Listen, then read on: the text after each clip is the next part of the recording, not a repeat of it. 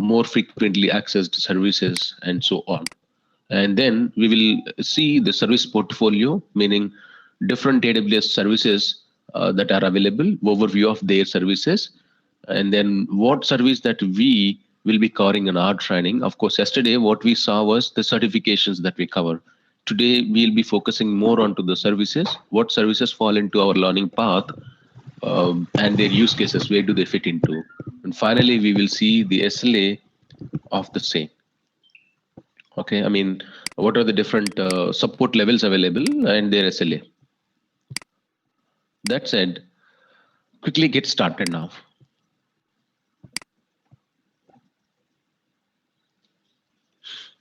The AWS Management Console. Well, of course, consider that you got to know how to create an AWS account. We will see that anyways, because I wanted to keep the labs towards the end of the session, and we do the theoretical discussion initially. So you got to know something called free tier, using which you should be able to practice the AWS services for 12 months free of cost. Okay, so for that you need to create a profile with AWS. We will see that. Consider you have a free account, and then the AWS Management Console is how do you access the AWS services that we were talking about, the 750 hours of Windows instance, 750 hours of Linux instance, and then we've discussed 30 GB of EBS volume, 5 GB of EFS, 5 GB of S3 storage, 50 GB of storage gateway, and 25 GB of DynamoDB. So there are many services that we've discussed which are free and which need to be practiced, right? So one second, guys.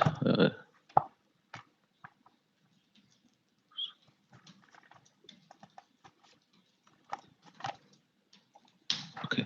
Yeah. So the question is, okay, Venkat, that's all cool stuff. I understand, but how do I practice it, right? That's where we need to log into the Management Console. Well, what is this? What is the Management Console? Well, that is a web-based, the browser-based application. We will discuss it in the next slide. But different ways that you can get into the AWS is, the first possibility is the web interface, right? By pointing your browser to console.aws.amazon.com, you can log into your AWS Web Management Console. The second possibility is the command line interface, wherein you can install AWS command line interface, which works on the Python syntaxed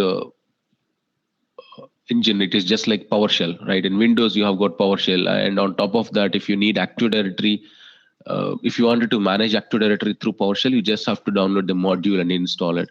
If you wanted to manage SQL, you download the SQL module. If you want to manage Exchange or Azure Cloud, it is a matter that you just download the respective PowerShell module and install it. Similarly, Amazon CLI is basically a kind of a module on top of the Python programming language, Python engine. So when you make an attempt to install AWS CLI, you first need to install Python. And then the third possibility is a mobile application, wherein you log into the respective Play Store or mobile app store, and you just download the application and use it. Of course, I've personally have used the mobile application too, and that is very friendly, user-friendly. In spite of Amazon having many services, it's very easy to organize them in the mobile application too. So maybe we will go to the web interface in a minute. Before that, let me take you to the command line interface and show you how do you install it first. aws.amazon.com/CLI is the URL that takes you to the command line documentation. Well, this command line interface can be installed on Windows machine, and it can be installed on Mac and the Linux. So it can be installed on all type of operating systems. How do you install on Windows? It is just an exe that you need to download and install. If it is a 64-bit operating system, you say download the 64-bit, or if it is a 32-bit, you just say download the 32-bit. But in case if it is a Mac or Linux, you have a different process to follow. You first have to install the pip and then install sorry, you first install Python and then install pip. You say pip install Python. That sorry, pip install AWS CLI is a command that you have to execute. Once you are done installing these two, either Linux based or Mac based or Windows based, the command line reference guide will help you with the syntax on how can you execute the commands and all that stuff. Well, later point of time when we go to S3 level discussion, or when we go to IAM, identity and access management, I'll show you how you make the programmatic access, or how you make the AWS CLI commands in order to make an API call to another service. For example, EC2 make a call to S3 service and see how many buckets are available and what data is there in a bucket, right? So we will execute AWS CLI commands, and I'll show you how to install AWS CLI on Ubuntu operating system later point of time. And if you guys are using, any of you are using the Mac, well, you make an attempt by looking this article. Let me ping you the URL. And the student manual that I'm talking about has this a link on navigate to the command line interface. Okay, now the other possibility is the mobile application. Well, you just go to the same console/mobile.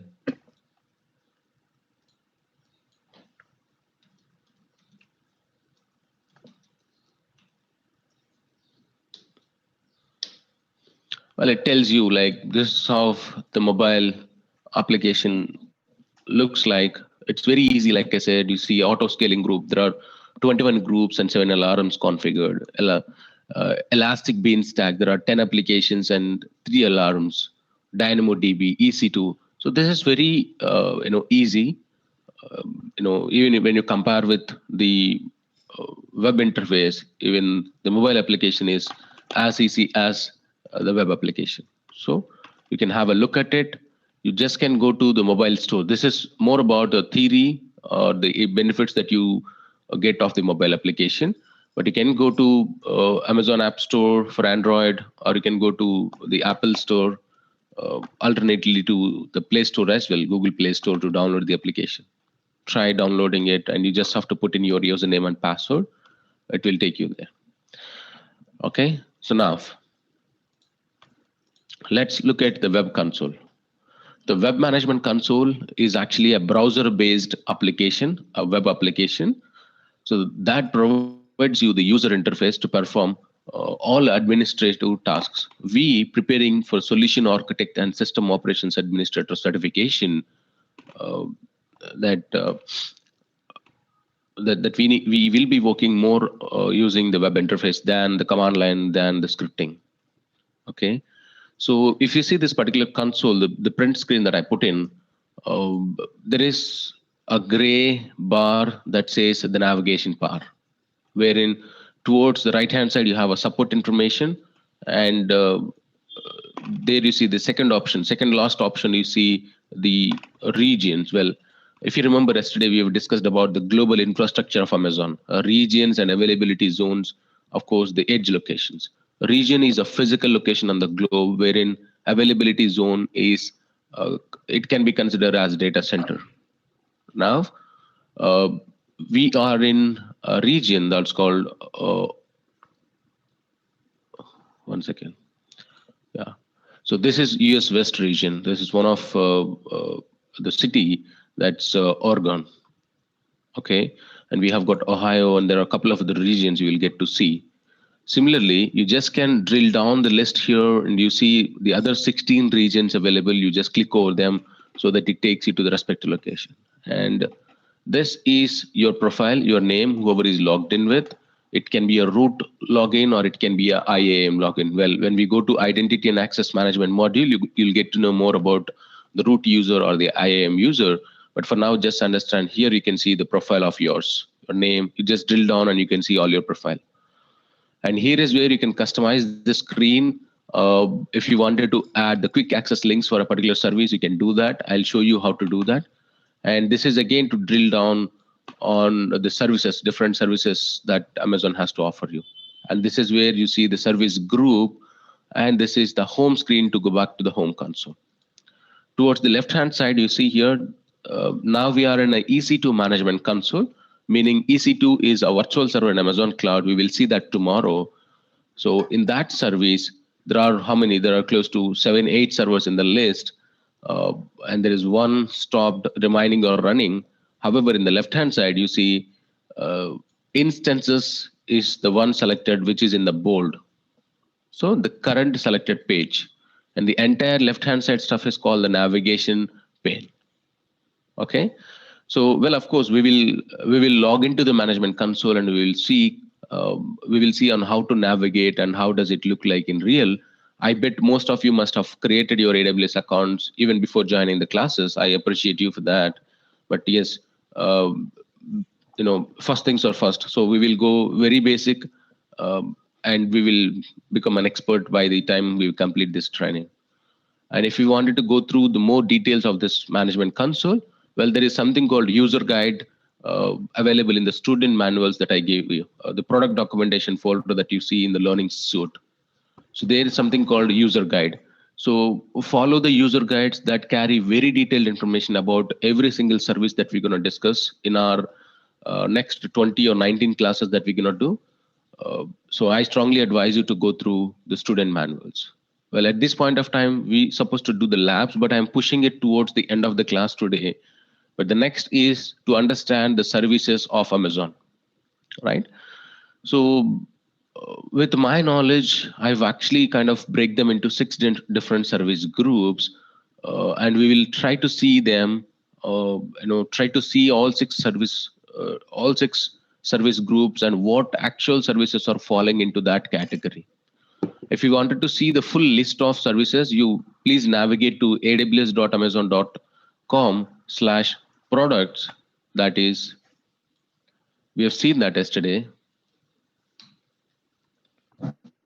It is a list of all AWS products. In the compute, you can see EC2, the Lightsail, which is a new service recently got added, Elastic Beanstalk, Lambda, VPC, and all that stuff. In analytics, you can see the EMR, Kinesis, Data Pipeline, Glue, Redshift, Cloud Search, and all. And of course, in mobile application, you see the respective services. So this is a URL where you see the services, the products dashboard. And all number of products that are available in Amazon's dashboard can be found here. Those are well categorized. If you're looking for migration services, you can find them here. The application discovery service is also a nice service that recently got released. This is an application that gets installed on premises and it discovers all the applications, and of all, let's say there are 100 applications on premises, and it does the assessment of all 100, and it tells you which is a right fit to move on to the cloud and which is not. Okay, and if there is an application that is right fit to move on to the cloud, it tell you the actual process on how do you migrate it. And you've got AWS Server Migration Service, Snowball Edge, Snowball Mobile, Snowball. So these Snowball related things we will discuss later, part of the data migration tools. So in the management tools, we'll see like you've got CloudWatch, CloudTrail, Service Catalog, Trusted Advisor, Cloud Config, EC2, System Manager, CloudFormation, OpsWork, and there are many, right? The same stuff we're gonna see in an organized manner, like what services fall into the SysOps, what services fall into developer, and what services fall into the DevOps, right? Let's move forward. So firstly, this is a high-level categorization of the services. The first category is services that fall into infrastructure as a service, okay? And then services that fall into platform as a service, security, physical, enterprise, and the marketplace. These are the 6 categories that all the services that you saw in the dashboard will fall into. So infrastructure is more like how you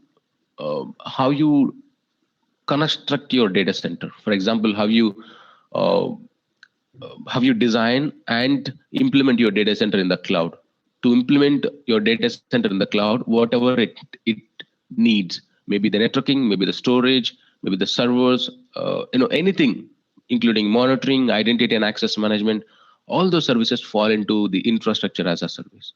Well, platform is more into the developers and more into the DBA, database related, or any other application that is composed as a platform wherein we do not have to anything but to use, that falls into the platform as a service. I mean, there are many services in this category. Security is actually a mixed, or it is a shared responsibility. Let's say we are into sysops and solution architect, we still have to follow some security, and the developers who are into the platform, they still have to follow the security. So that is a shared responsibility model, right? And you've got a physical. Physical is nothing but the regions, availability zones,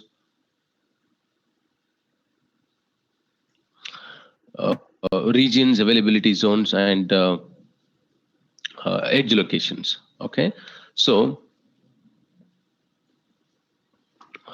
we have anyways covered it, and going forward, we will every day touch upon the same regions and availability zones concept. This is also shared between all other type of services. Enterprise services is where you see like Amazon themselves or their any engaged partner would come to you to deliver the enterprise services. For example, like I said, you wanted to migrate your on-premises servers to the cloud, right?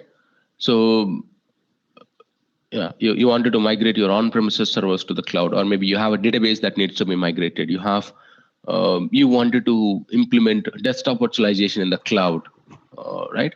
So to help you do all that, you can seek for the enterprise services or consultation services from Amazon. So whatever the tools that are used will fall into this enterprise services. Now we've discussed about the migration tools, right? So I said there is something called application discovery service, which helps you with the discovery of on-premises and tells you the migration path. Even that is also used by the enterprise team when they have to give you a plan on how you migrate your existing applications onto on-premises. Alternatively, you can do the migrations yourself, or you can engage an expert, whoever is good in that area. And then you've got a marketplace. Like I said, this is where the ecosystem of AWS or ecosystem of Amazon, whoever is partnered with Amazon, would come and publish their applications. So these are the 6 high-level categories.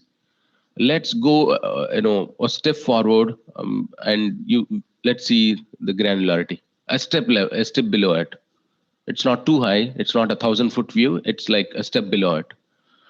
So in infrastructure category, as you see, we have services into compute. Still, this is not a granular enough view. This is, again, let's say if I say compute, we have different services in the compute.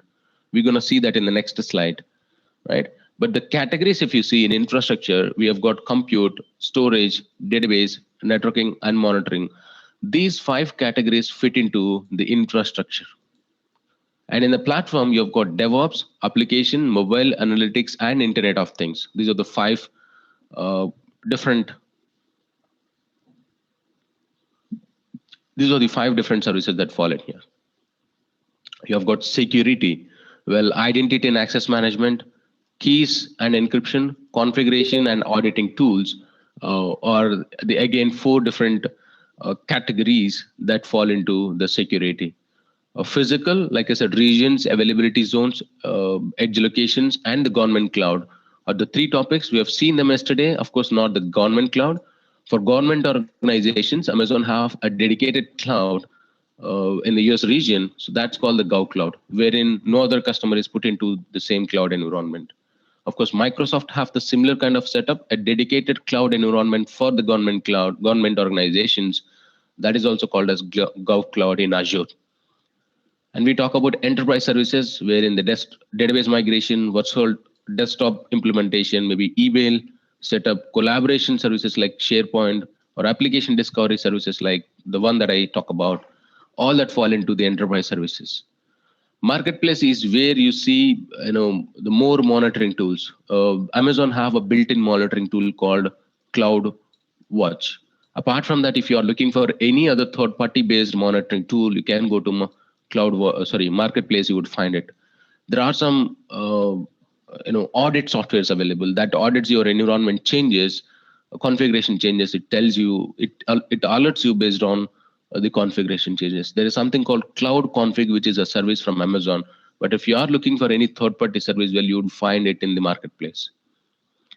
All right. So that way, the security, let's say the antivirus service, right? The appliances from Trend Micro or McAfee. There are many other services available in the marketplace. That way, if you're looking for backup as a service or load balancer as a service, well, there are many from the vendors in this area or available. Let's move forward and see another step forward, right? Maybe that will be the granular level look, what services are available in the compute and what do we learn in that category, right? This is completely into infrastructure. Okay, so as our learning is more focusing on the infrastructure, we'll focus in this compute, storage, database, networking, and monitoring area. And let's see what services fall into our learning path. EC2 is something that is falling into our learning. EC2 is a virtual server in the Amazon cloud. ECS is a container service, which is more into the DevOps. So we will not be touching that service. Elastic Beanstalk is a kind of managed application environment, a self-healing managed application environment that falls into the certified developer. But still, I managed to make that part of our learning path because that automatically deploys all the resources that are required to host an application. So whatever we do as an administrator manually, Elastic Beanstalk automatically deploys them.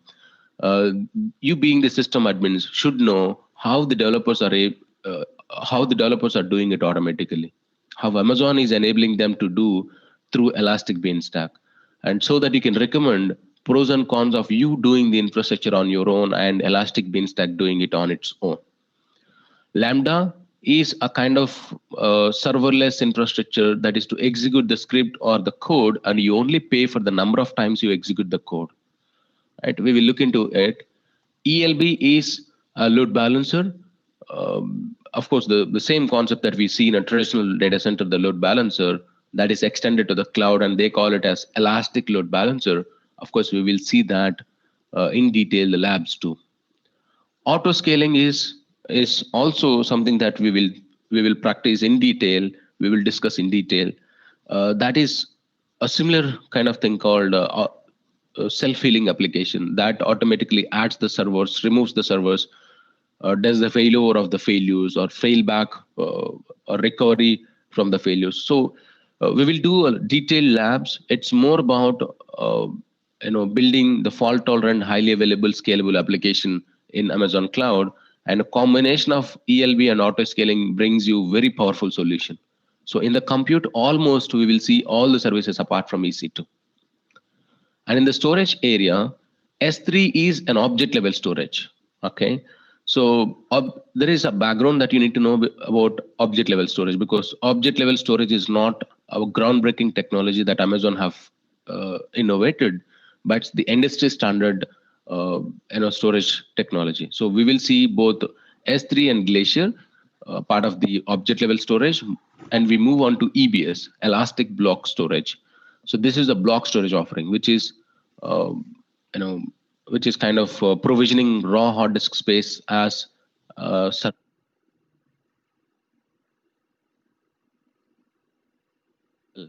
so block storage is allotting raw hard disk space without any file system. So this is exclusively designed for EC2 instances. Well, we will discuss about it in detail, and we do the labs as well. And EFS. EFS stands for Elastic File System. Again, this is also, EBS is also industry standard protocol. EFS is also industry standard. This is called as, in general, this is an NFS4, but in cloud, they call it as EFS. So we will see this as well. Theoretically, import and export, yes, we will theoretically look into it. Storage gateway, we will theoretically look into. But the first two services are important from our certification standpoint. So we do S3 and Glacier in one day, EBS in one day. So that is going to be very detailed lab and theoretical discussion.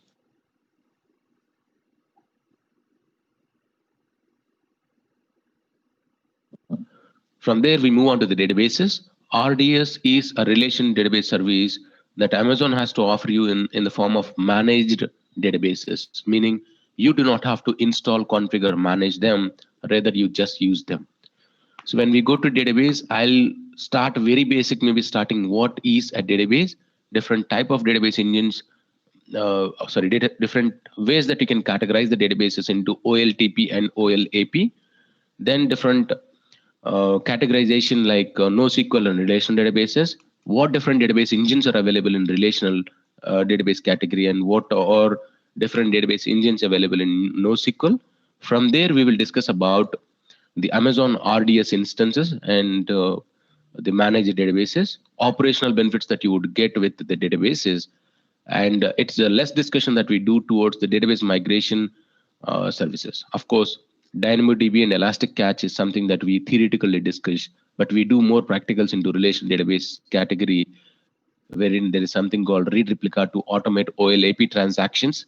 And we will do a multi-AZ deployment to see the failure and failback of the databases automatically. So, well, database, a lot of fun. We do deep dive discussions and the practicals too. And going into the networking, you've got the VPC, Direct Connect, and Route 53. Well, VPC, again, networking is one of my favorite topic. If you remember my profile, I've done my networking virtualization, that is NSX certification in the year of 2015. That was the first network virtualization product in the industry from VMware.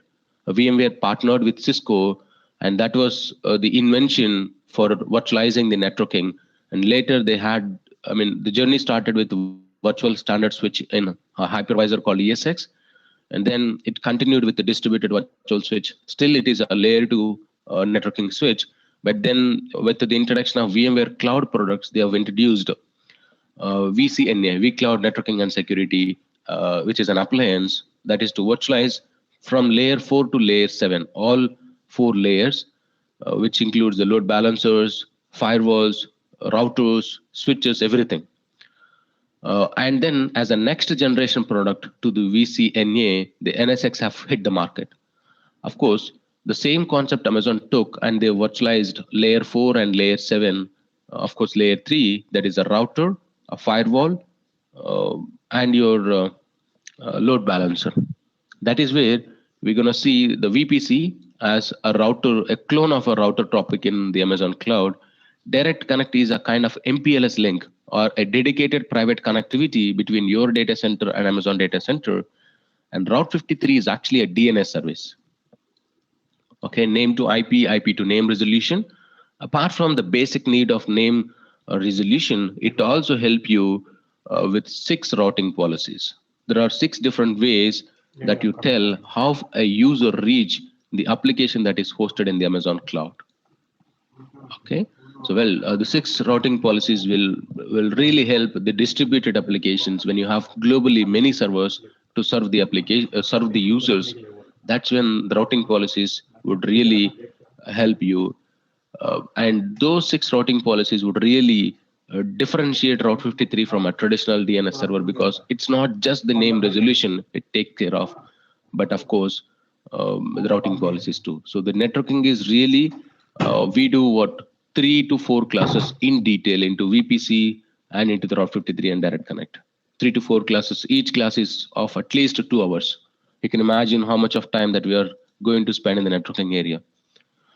And finally, moving on to the monitoring, you've got CloudWatch, CloudWatch Log, SNS, and of course, there is one thing that is not displayed here, CloudTrail.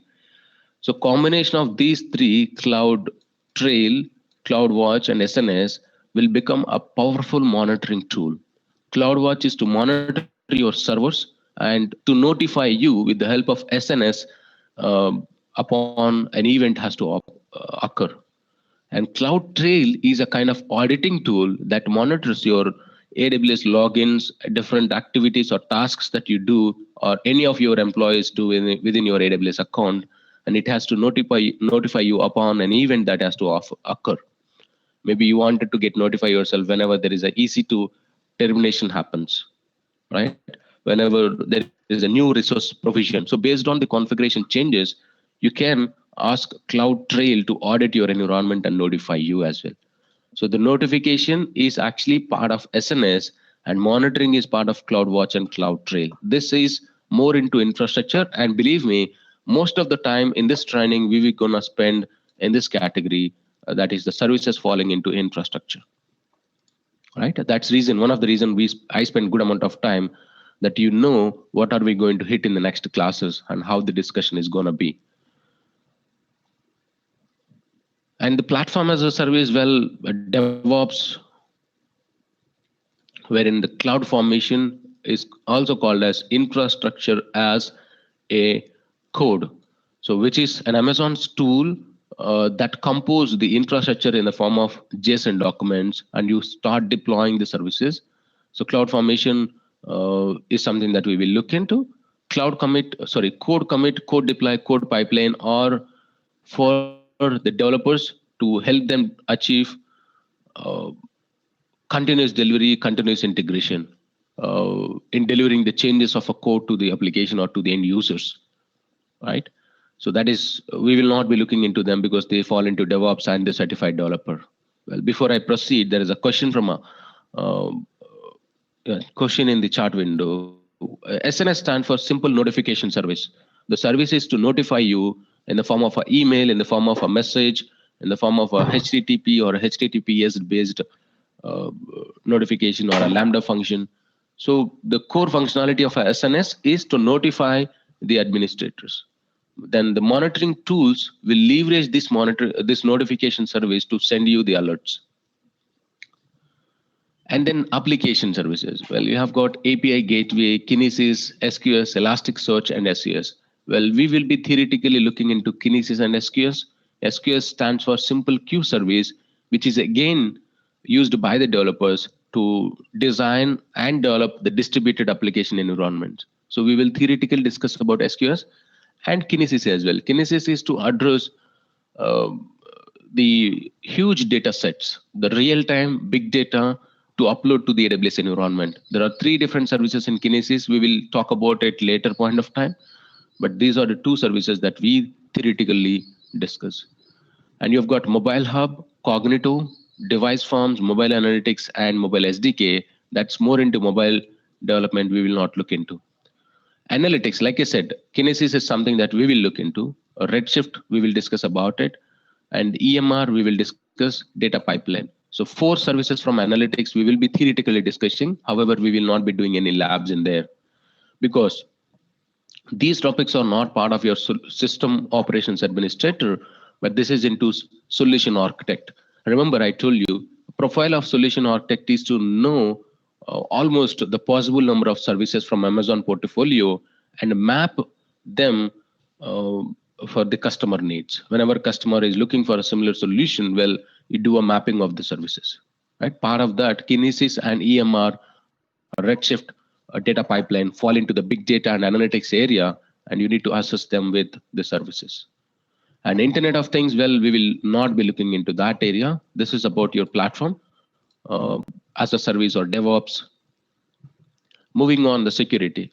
Remember, I said security is a shared responsibility model, right? It's part of the admins, it's part of the developers, it's part of the automation engineers, it's part of the Amazons, it's part of the customers too. So it's everybody's responsibility. So what we will be using part of the SysOps and solution architect is identity and access management and the policies, security groups. Of course, we will theoretically discuss about directory service, federating the accounts, and WAF.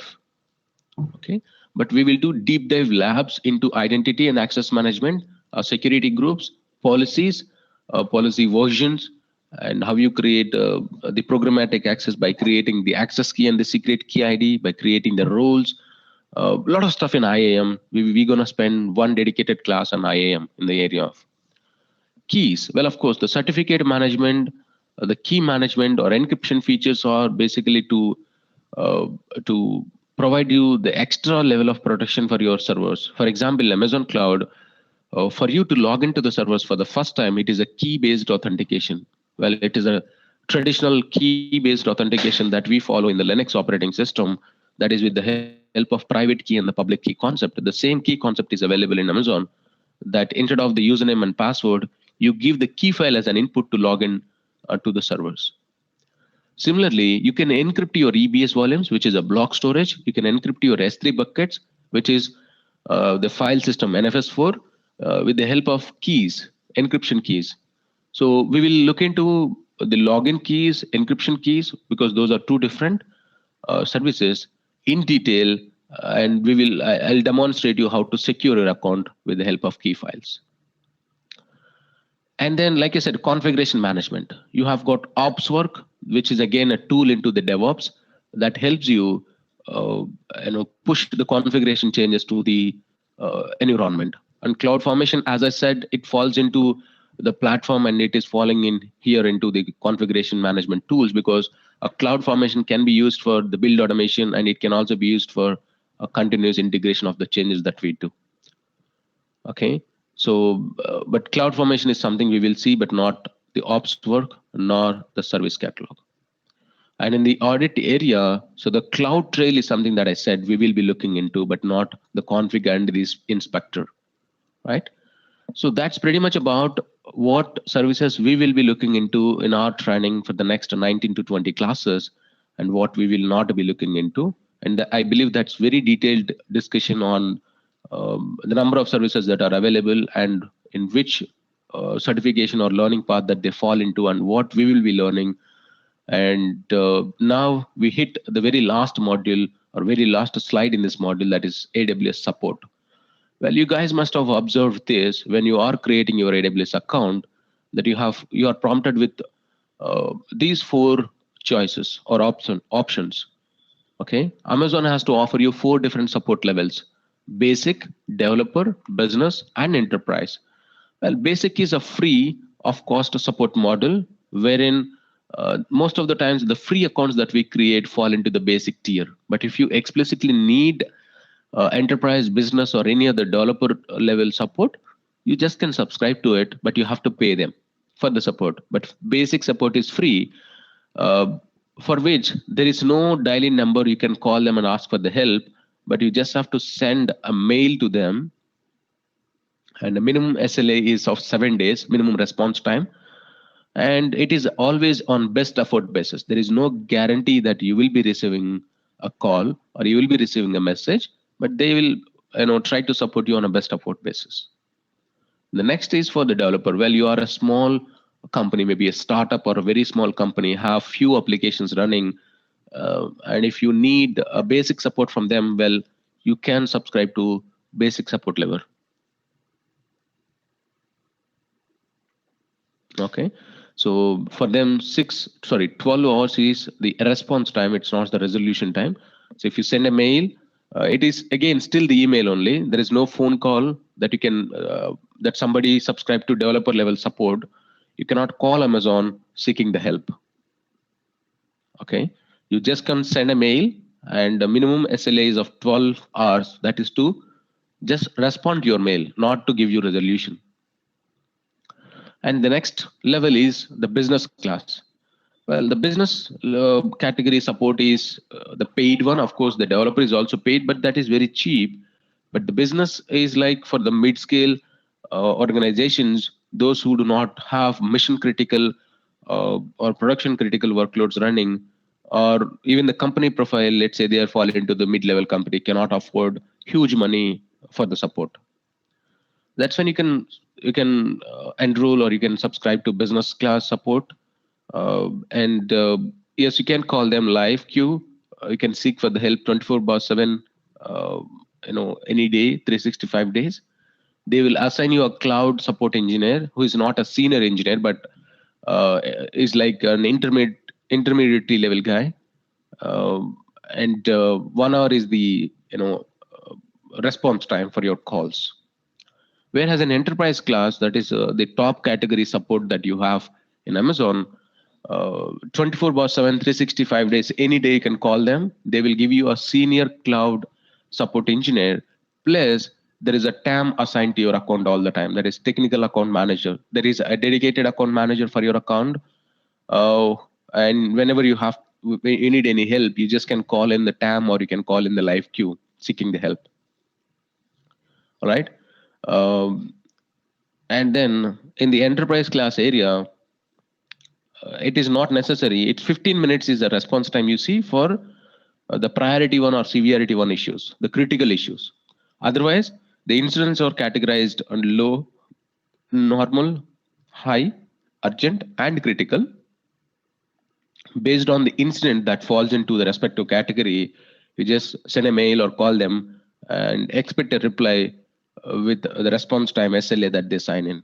If it is a high, an incident fall into high category or high severity level, it's 4 hours the SLA for response. So we just have to wait. These are the numbers for the enterprise class support. Okay, of course, the example or reference that you see when somebody says a critical or a major outage, it's like the major outage, loss of control of the entire enterprise, entire customer base, or have the potential of a large revenue loss. Right? This is a definition that they give on the book, but the day when the outage has happened, well, there is no concrete solution like whether categorize the incident as a critical or Amazon categorize that incident as critical, but mostly that goes through a TAM and he will try to prioritize the incident with the support team, and they must help you within 15 minutes if the engineers are not busy. But in case if the engineers are busy, and then they will just try to decrease the severity level, put that into urgent or some other category. But just to give you an idea, there is no clear categorization like what incident falls into which category. Right? For somebody, there may be only one incident, one EC2 instance that failed, but that is revenue generating application. That's kind of a critical for them. But Amazon says, hey, it is just one EC2 instance that failed, right? So there is always a scope for the ping pong, but yes, otherwise this is how you see.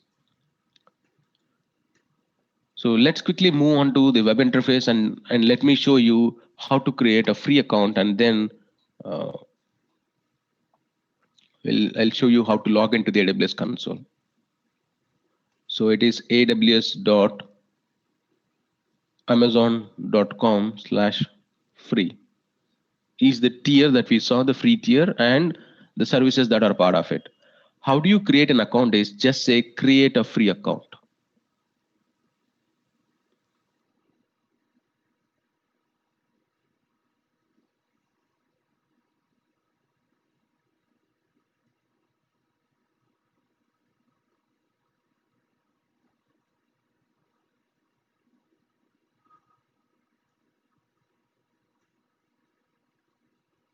Okay, and then you just say sign into the console. Oh, I'm sorry. Just say sign into the console.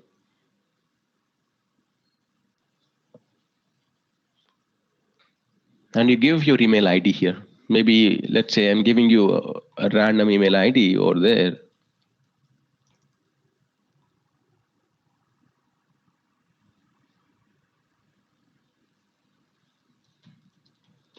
And say I am a new user. Okay, I am a new user. I'm not an existing user, but I'm a new user. And just sign in. Right? When you are a new user, you do not have to give the password. That's the reason it is disabled. Your email ID and just sign in.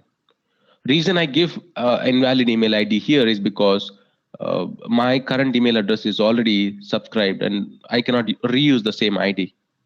Okay, so I say maybe anything. ABC is my name. That's to repeat the ID.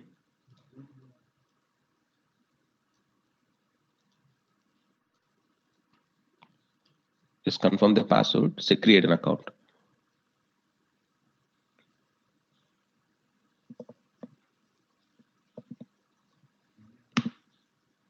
Now it will ask you for some more information. Then you just say, is this a company account or a personal account? You just have to choose personal, right? There is nothing, there is no difference between the personal account and the company account. When you go for company account, they would ask you for some more information about your company name and all that. You see the company name, and you say a personal account, they just will not ask you the company name. That's all. Otherwise, the look and feel of the management console, the number of services that are available to you and to the companies, there is no difference in it. And that's one of the reason today most of the students are getting succeed in getting the jobs with no experience. Because if you are learning big data, if you're learning any other service, it is very hard to simulate the real-time production environment, right? You cannot simulate as is. But in the cloud, as the platform is the same for both the corporates and but for us, so that we can practice as many examples that as we can, and we can bring ourselves up to the standards that corporates are working on. So it is just that you follow the entire wizard. In the next console, it will ask you, in the next console, of course, it will ask you for the payment information. That is to you enter a credit card information. Remember, it only accepts the credit card. Though it accepts your debit card at the time of creating an account, it takes 2 days to validate your account. Okay. So what they do is they will initially detect 2 rupees or $1 from your account, $1 or two rupees from your account, and that detected amount will be refunded within a weeks of time. But that is to check, did you give a valid credit card to them or not? Okay. Now, once you give the payment information, and you have to give your identity verification, that is a mobile number that you give over here, they will just call you, and they will give you a kind of a number on the phone, kind of a code. You enter that in the web page over here so that they will verify your identity. And then you subscribe to the support plan, the four support plans that we discussed about: enterprise, business, developer, and the basic. Well, you please go with basic support plan and then confirming your account. Okay. Well, I'll not be able to proceed from here because I do not have a separate credit card other than the one that I've already used for my account. But this is very straightforward. Nothing fancy. Nothing complex here. I advise you just complete the wizard, and it takes 2 days for them to validate your account. Right. Until then, you will not be able to launch any services. Until then, you will not be able to create EC2 instance or any other thing. Let's assume that you have done creating an account. Okay, by going to aws.amazon.com, say create a free account. You follow the wizard that I have shown you, and you're done creating an account. Then how you log into it? Well, it is simple. You just say management console by going to my account management console, or alternatively, you can just say console.aws.amazon.com. Either way, it is the same, asking you the credentials.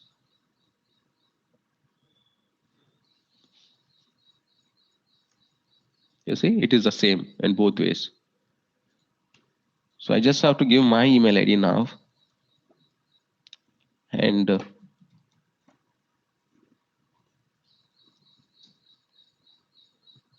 sorry.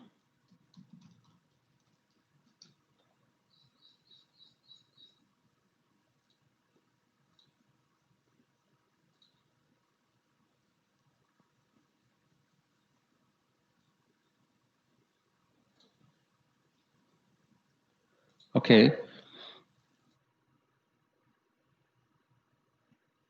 Well, now that we have logged into the AWS account, to give you a fresh look and feel, let me log into maybe a private window so that you will see how it looks like for the first time when you log in.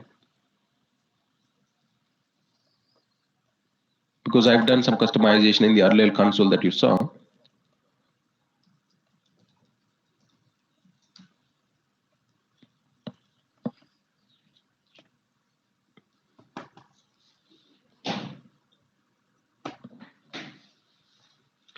Well, this is what the web console, the browser-based application from Amazon. Like I said, towards the right-hand side, you have the support, wherein it helps you navigate to the support center or the forums, documentation, training, and the other resources. Well, every account is assigned with an account ID. You can find your account ID by going to support center.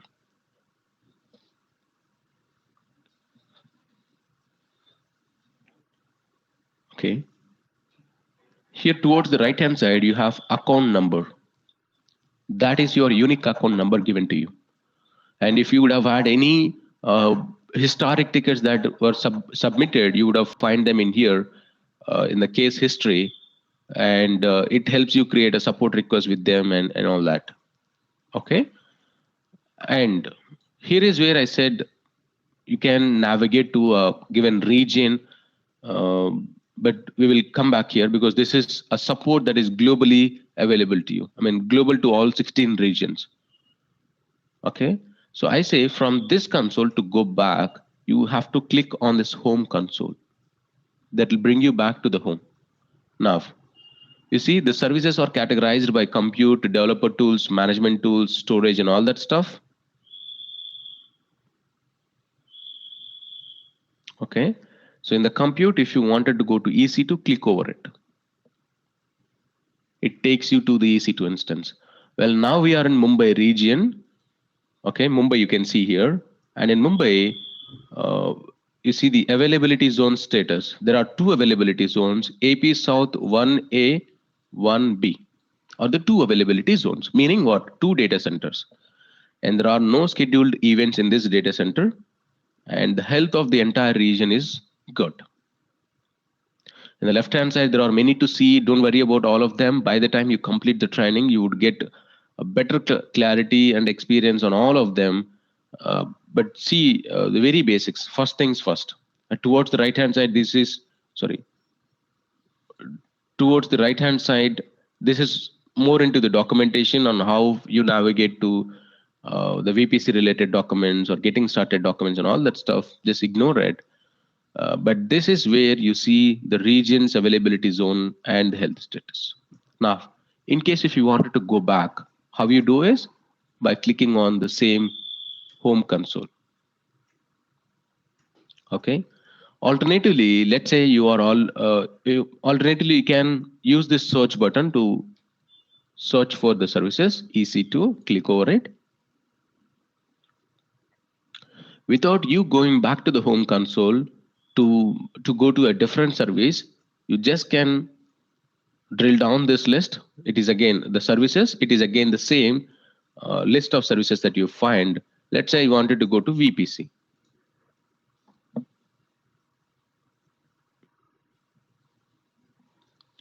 Okay, now we are in VPC service. So how did it help us? Ideally, from EC2, we must have been to home console, then clicked on VPC. But this helped us remove that one stage, extra stage of going to home console. But from the same page, we can overload EC2 or VPC, whatever the service that we need. Looks good? Yes. But the question is, when you are working with multiple services, for example, you are working with the EC2 and you are working with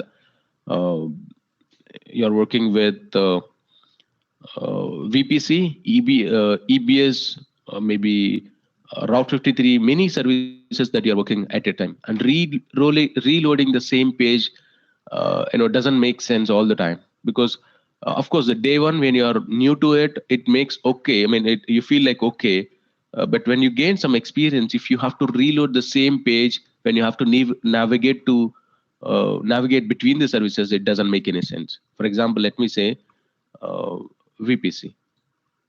It reload the same page, and then if I have to go back to the EC2, I have to reload it. That's one of the reason it helps you right click over the service that you wanted to, and you can open it in a different console. Right. This is because of the maturity of the product of AWS. Well, if you do not find the same service available in Azure Cloud from Microsoft, you cannot have different services open in different tabs. Now this EC2 operates independent of the VPC. I can click on VPC, it will not disturb the EC2 session, and I can click on EC2, it will not disturb the VPC session. That way, you can open as many tabs as you want for individual services. Okay, that is nice. And the second, the other way of doing it is, let's say you still find it hard to go back to the services and click over something, but there are 4 services you very frequently use, and you want them to be present in a very quick link manner, right? You wanted to have those services added to your quick access links. How can you do that? Well, you click over here to the quick access link, right? And you just do a drag and drop. For example, EC2 is something that I need. You drag that here. And you need VPC, drag that here. And you need what?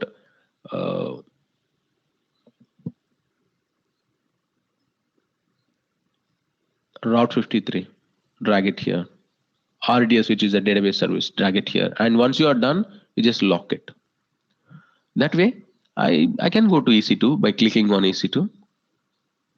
I just click over Route 53, that takes me to the Route 53. It is a matter of click directly that takes you, but it is again the same challenge that you see. It is overwriting the same console again and again, for which you can say right click, open in a new tab. That opens altogether in a new tab. When you go to EC2 now, you see the same quick links are available. Let's say right click, open in a new tab, right? The RDS, the database stuff opens in a different console. You still have the same links. When I wanted Route 53 to be available, I can do that as well. So the quick access links definitely helps you arrange your dashboard based on your choices, based on your quick access services, right? Fine. Now, the other thing that we need to look at is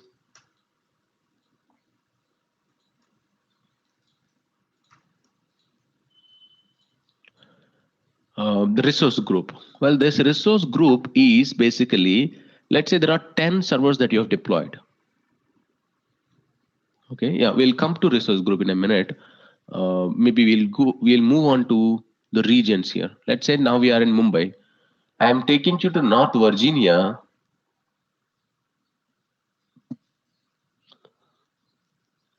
Now we are exploring North Virginia. You see, I said North Virginia is the very first and the largest data centers, which has got 6 availability zones. So 1, 2, 3, 4, 5, 6. And all 6 data centers are in green.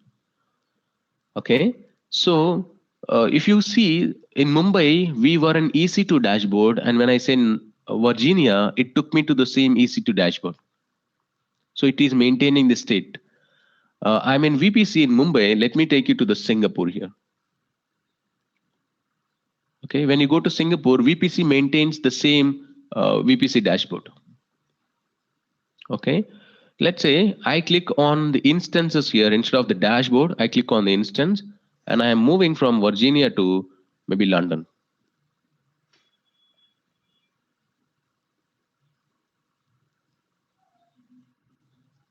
You see, it's not the dashboard that is by default selected, but the instance. So point I want you to remember here is the AWS management console is developed in such a way that it remembers your state, the feature that you selected currently, and you can navigate between the regions. Now the question is, Venkat, let's say if I have 4 servers in Mumbai, 4 servers in North Virginia, 10 servers in Singapore, and I wanted to see all of them in one console, how do I do that? Or let's say I have 200 servers in total, 50 of them are actually contributing to a project called A, right? 20 of them are contributing to a project called B, maybe 70 of them to another project and rest of them to a different project. Now I wanted to see list of servers based on the project.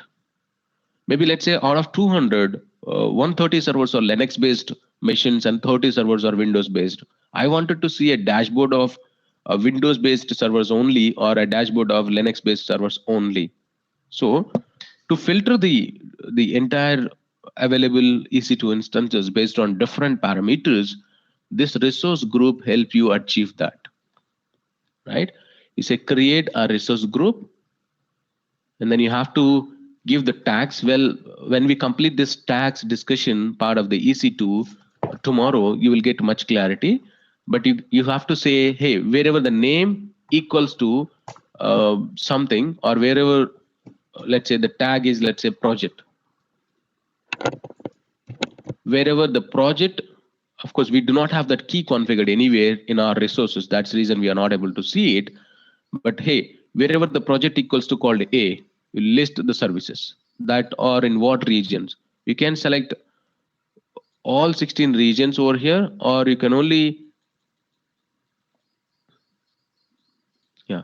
So wherever project equals to A, from the list of 16 regions, fetch me the servers. Or you can also specify the type of resource. Is that a EC2 instance or a networking or a storage? What kind of resource is that? Getting me? Not to confuse, guys. You will get much better clarity on this create resource group later point of time when we talk about the tags, part of EC2 instances, part of VPC and other resources. But idea of this is to give you the consolidated list of resources in all the regions based on different parameters. It can be based on the name, can be based on the project, can be based on the operating system, based on location and different other parameters. But this is to give you a single dashboard of resources from the available list of servers. All right. So this is your management console, and you saw, yeah, right. This is where I said your profile can be seen. If I go to billing dashboard,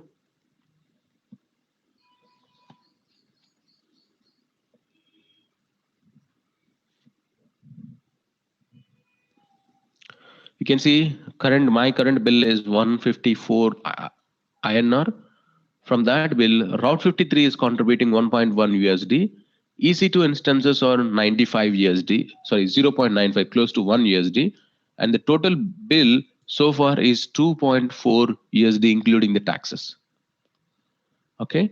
If I continue to use the same way until end of the month, it is 8.79 USD is what the forecast it tells me until end of the month. And you may be wondering, like, Venkat, how do we get to know what percentage of the free tier that we have used and what is left over? Well, this is where top free service usage, service by usage, and you see S3 puts. It's like I've used 100%, 2000 puts available, and I've used all 2000. And EBS snapshots, 1 GB of snapshot per month is available, and I've used 46% of it. EBS volume usage, well, 30 GB of volume is what I can use, and I've used 21% so far. EC2 Linux instances, well, 750 hours a month, and I've used 2.67% of the entire entitlement of this month. S3 gets 20,000 gets are actually available. Yeah, 20,000 gets are available, and I've just used 152, which is 0.76 gets. And if you wanted to see the full list, see view all, it will fetch you the list of all the services and their usage, and services that are in red, meaning I've either 75% or more than 75% is used, and the green are like the services that are I'm not near to the capping value, right? So that way you can see, and there is a notification that I configured, the alarm that notifies me. So for billing, I set up 3 alarms. One notifies me at $2, one notifies me at $5, and the other notifies me at $10. Okay, so one that is configured for $2 is in red because I've already crossed that $2 of threshold. You see, it's $2 is what it is monitoring. The other that is configured for 5 USD is yet to be crossed, and $10 is far away from the threshold value. Of course, you can configure similar alarms in your account just to save yourself, not to, you don't leftover resources over there, and that costs you to pay more bill.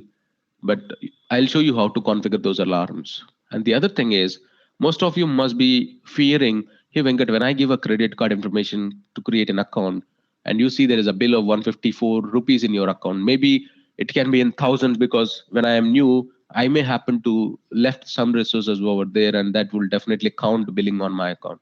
Well, of course, but end of the month, it is you who have to pay the bill manually, but they will not detect the amount automatically from your credit card.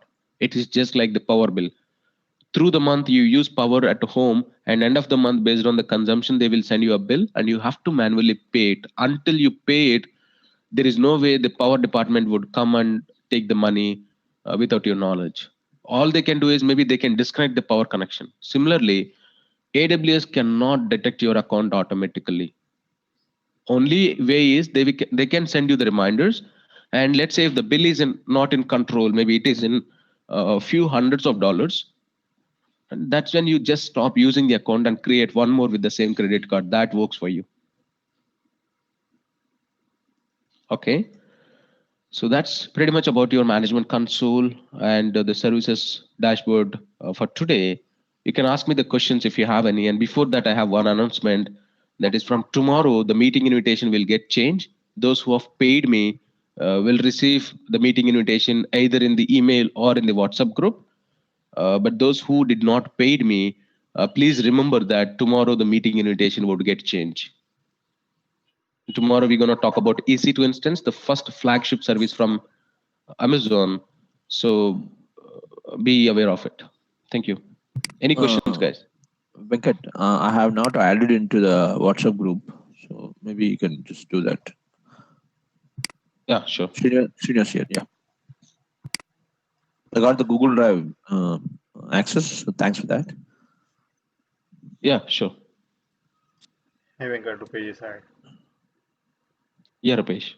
Okay, regarding that, the subscription of this account, so I assume that if I create the account in middle of the month, so how it is exactly managing? I'm saying it's managing from 1st to 31st or 1st to 30th, or it's managing the cycle of when I created and next month 15. Assume that this today I created 8th, so next month 8th is my next bill cycle, like that, or is a pro rata base? Okay, 30th is a cutoff date and first to first, like that.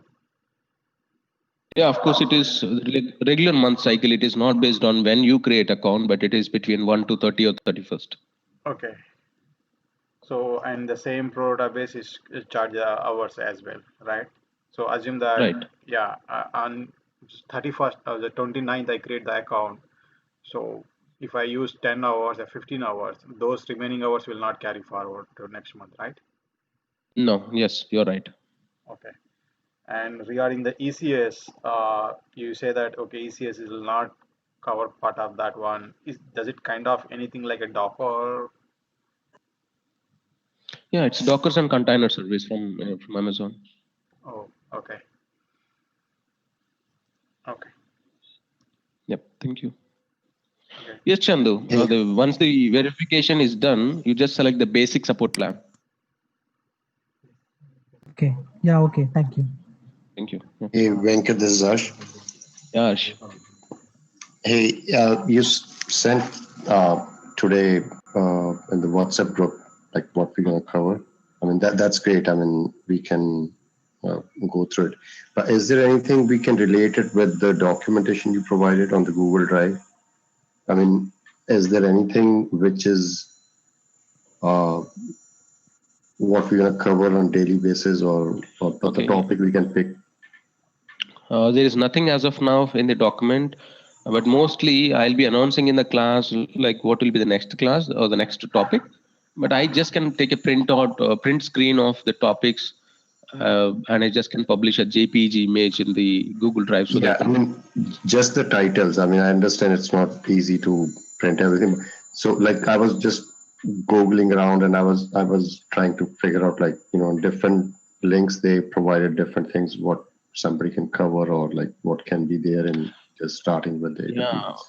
But yeah, of course, as you know, and how different instructor follows, they organize their stuff is like it depends on their skill and their knowledge towards the product and how they wanted to introduce the products. Right.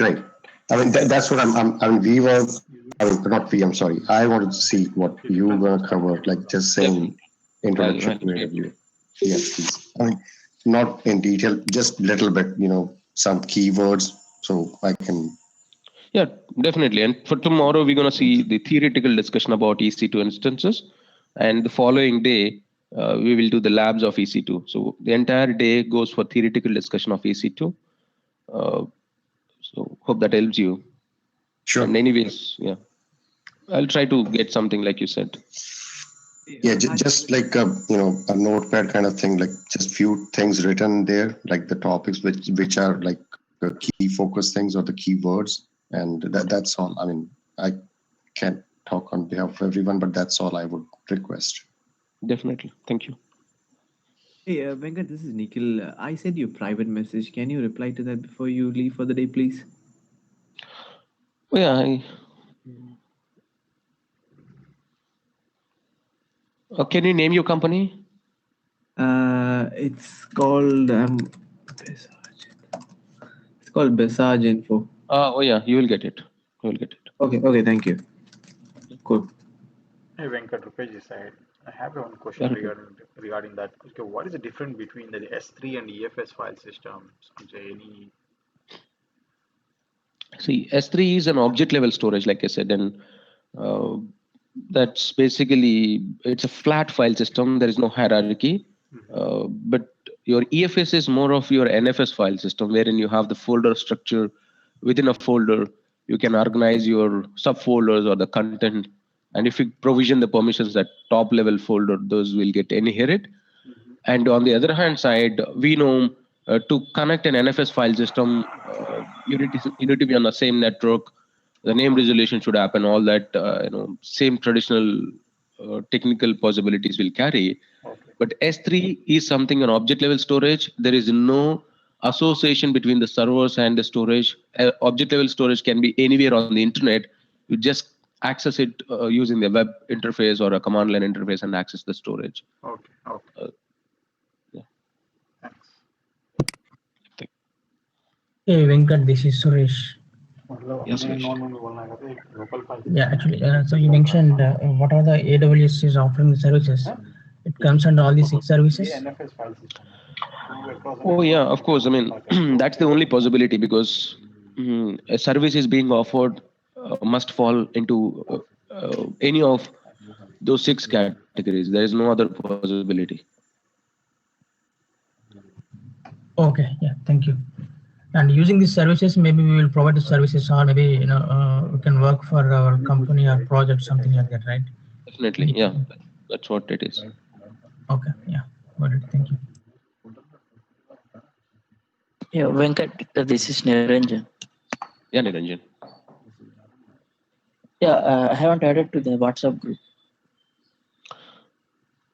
Hey, your contact is not with me, and she just sent me your email ID, not the contact number. I would ask her. She's an admin in the group. I will ask her to add you.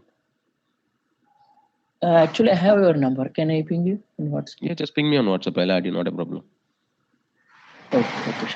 And also, can you able to provide these record sessions? I mean, training with these PPTs. No, it was told very clearly that presentations and the recordings cannot be provided on a daily basis. However, if you miss a class, let me know. I can give you the recording of that particular day. And you have a retake policy with which you should be able to take the class second time free of cost. At least can we have this, PPTs just to study? No, brother. PPTs are definitely only for the instructor consumption, not for you. You have the student manuals. Please look at it. The 890 or 900 pages of EC2 manual is composed into 50 pages, right? Okay. So please look into that. Okay, sure. Yeah. Yeah, and one more thing, Venkat, this is Suresh once again. So yesterday I have gone through the training materials which you provided, but it's very difficult to find out which belongs to which topic. That's what I felt. Do you have? It's written over there, right? It's instances and AMI, VPC, auto scaling. The service name is written on the document. That's the title of the document. So one document for one service. That's all. To avoid the confusions. Okay, I will do one thing. Maybe I will ping you separately on the WhatsApp. What I'm getting difficulty, so I will let you know. You see, I mean, I can open the document right up front here because I'm not sure if I get some time to tell you. It's one document for one topic, and there must not be any confusion as such. No, I mean to say yesterday you mentioned about just go through this so-and-so document for introduction. There is a link that I said. It's a text document.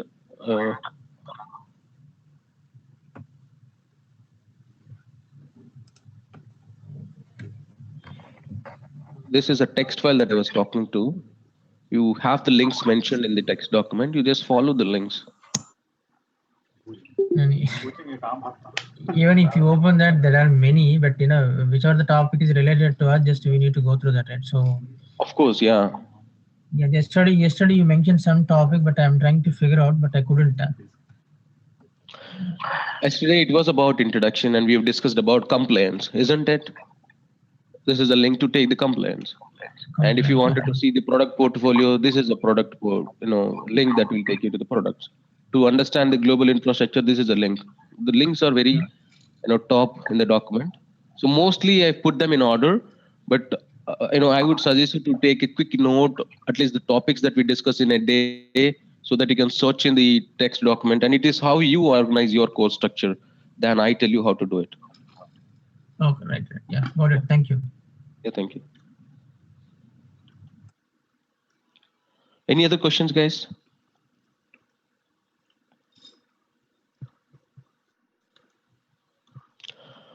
Fine then. Thanks a lot for joining me today, and would see you tomorrow with EC2 instances theoretical discussion. Thank you. And like I said, remember that tomorrow the meeting invitation would get changed. Those who have not paid, talk to